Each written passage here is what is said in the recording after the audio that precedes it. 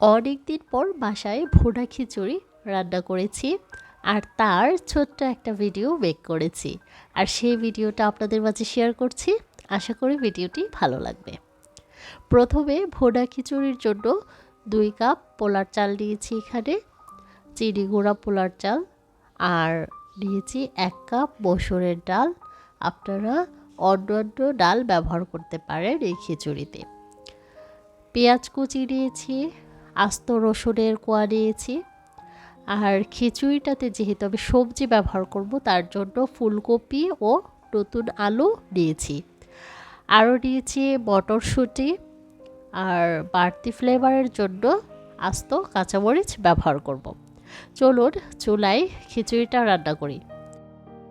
প্রথমে একটা পাতিলে তেল দিয়ে দিয়েছি রান্নার জন্য পরিমাণ মতো, আর এতে দিয়ে দিচ্ছি দারুচিনি, এলাচ, 2টা তেজপাতা ও লবঙ্গ।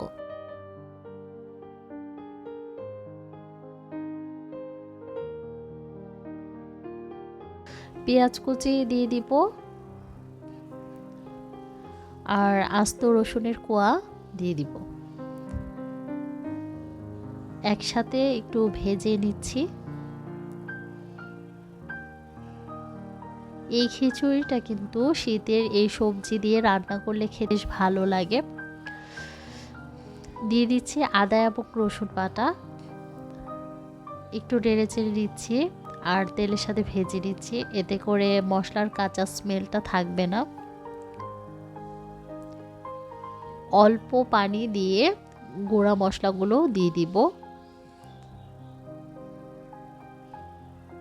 দিয়ে দিচ্ছি মরিচের গুঁড়া, হলুদের গুঁড়া, ধনিয়া গুঁড়া, জিরা গুঁড়া ও সামান্য গরম মশলার গুঁড়া। এখানে গুঁড়া মশলার পরিমাণটা আসলে যতটুকু রান্না করবেন তার অনুপাতে ব্যবহার করতে হবে। আর স্বাদ মতো লবণ দিয়ে একটু নেড়ে চেড়ে মশলাটাকে ভালো করে কষিয়ে নিচ্ছি। মশলাটা কষানো হলে ফুলকপি ও আলুগুলো দিয়ে দিব, আর মটরশুঁটিটাও ফুলকপি আলুর সাথে যোগ করে একটু 2 মিনিটের মতো কষিয়ে দিব।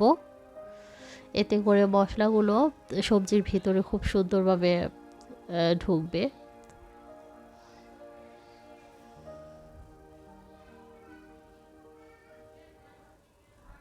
যারা সবজি দিয়ে খিচুড়ি খেতে পছন্দ করে তারা কিন্তু এরকমভাবে বাঁকা বাঁকা করে রান্না করতে পারেন। 2 মিনিট কষানো হয়েছে, এবার এর সাথে পোলার চাল ডাল অ্যাড করে দিব।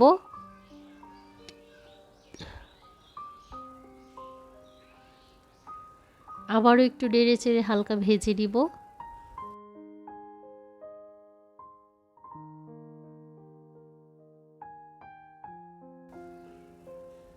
এবার গরম পানি দিয়ে দিচ্ছি।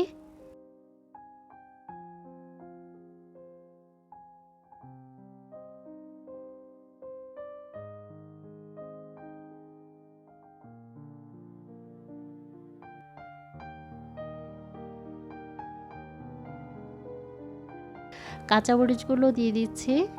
এই কাঁচামরিচগুলো জাস্ট ফ্লেভারের জন্য ব্যবহার করছি। আর একটু নেড়ে চেড়ে দিব। আমি যেহেতু একটু খিচুড়িটা মাখা মাখা রাখবো তার জন্য আর 1/2 কাপ পানি একটু বাড়িয়ে নিলাম। একটা ঢাকনা দিয়ে ঢেকে এটাকে রান্না করব।